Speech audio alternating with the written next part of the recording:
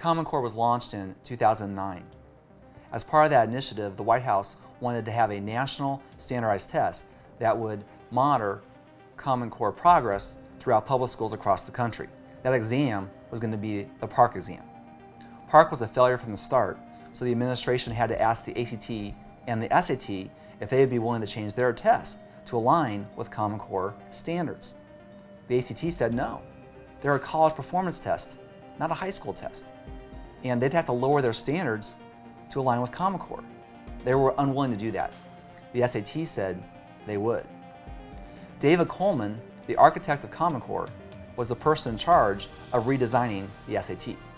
And the new version debuted in March of 2016. Now, because the ACT has been the most popular test nationally and internationally since 2011, Coleman changed the SAT layout to be more similar to the ACT. However, Coleman believes that every high school student should go to college, regardless of their academic ability. So he made the SAT a lot easier to complete. Now, that doesn't mean a student will get a higher score. It doesn't even mean they'll get into college. Colleges and universities set the admission standards, not Coleman. According to federal statistics, out of all the students that have gone to a college or university this century, only 36% actually graduate in 4 years. Colleges and universities need to find students that can come and meet the challenges of earning a degree in 4 years.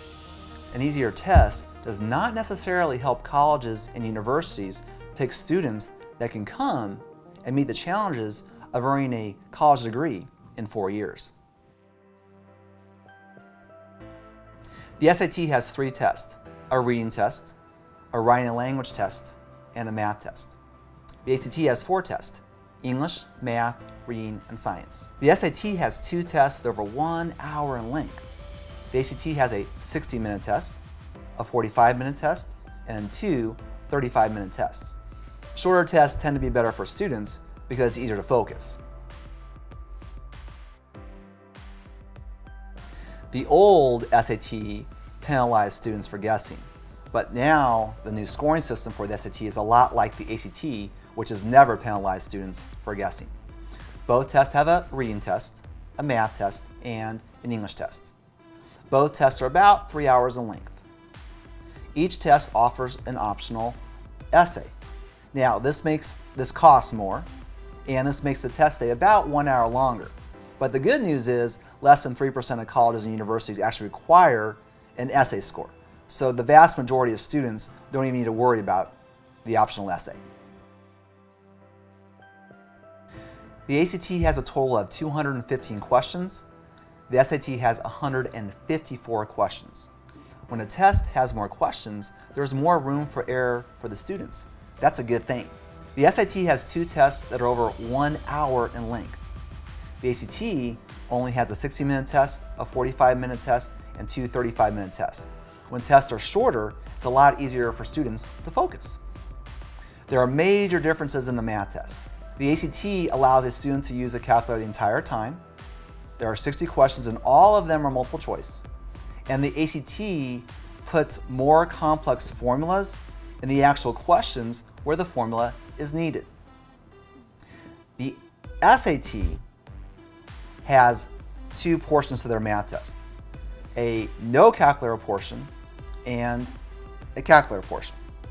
The no calculator portion, 15 questions are multiple choice, but 5 are free response, which means the student has to produce an answer. On the calculator portion, there are 30 questions that are multiple choice and 8 questions that are free response.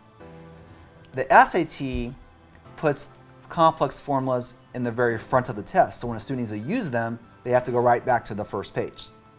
The SAT does not have a science test. The ACT does. This is a big deal, especially to colleges. Right now, we have a national initiative to push students to consider STEM disciplines. STEM stands for science, technology, engineering, and mathematics. Colleges are looking for these students.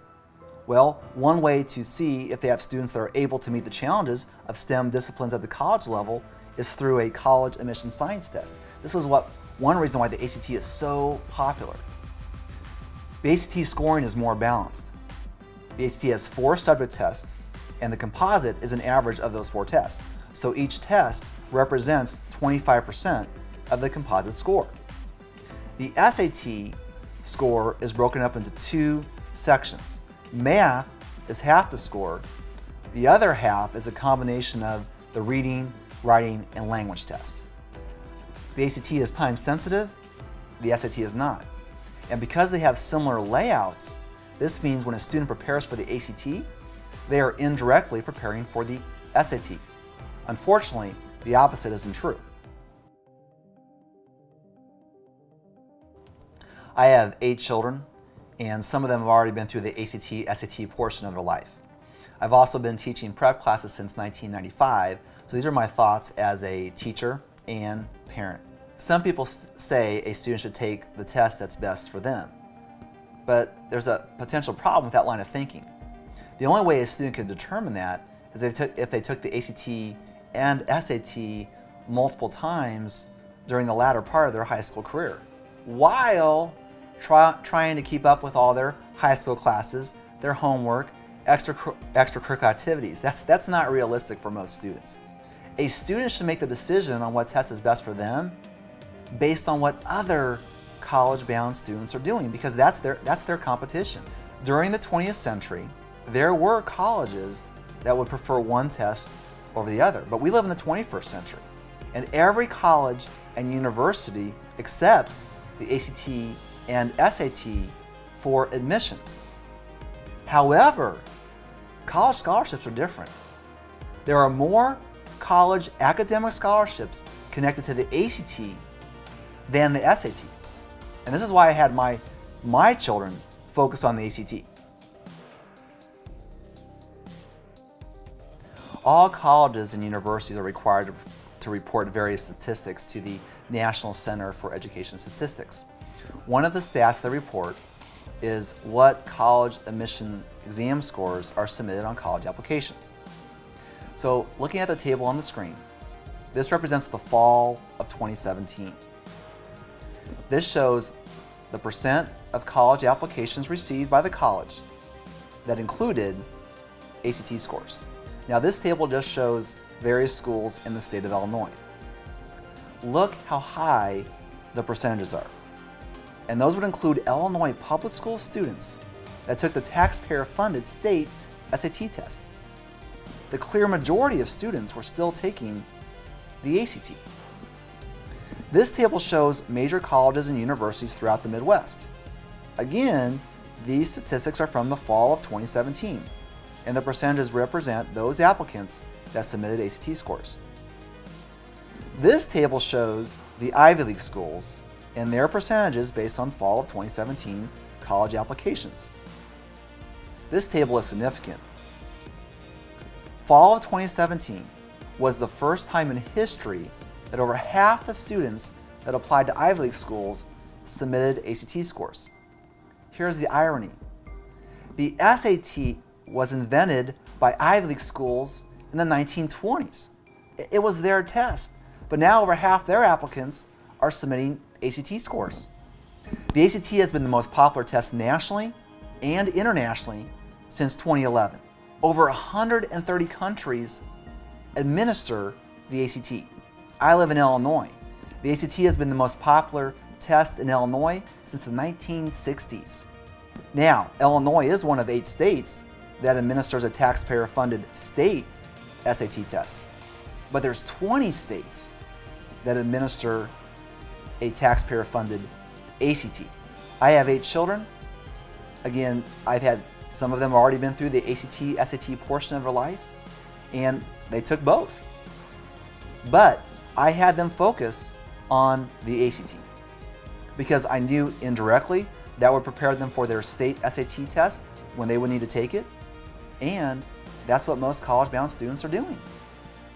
Because more college-bound students take the ACT, this is why colleges and universities tend to connect more academic scholarships to the ACT. I've had over 100 middle school students go through my prep classes. If a student's a strong reader, then they'll do well on the ACT.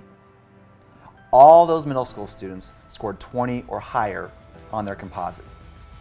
The highest 3 8th grade scores I've had come through my classes are 28, 29, and a 30. Now, I'm not saying a student should start when they're in middle school, but I do think it's a good idea for most students to take their first ACT by April or June of their sophomore year, because you can buy back a copy of the test and the student's answer is called a test information release. This is great. It gives the student and their parents an idea of where they're at nationally as well as internationally.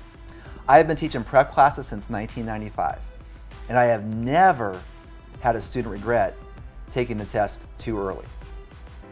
But every year in my summer and fall classes, I have a lot of seniors who regret not taking the test earlier.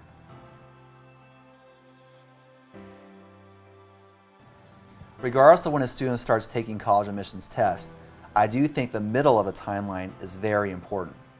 Ideally, every junior should take the December ACT test. That test date is special.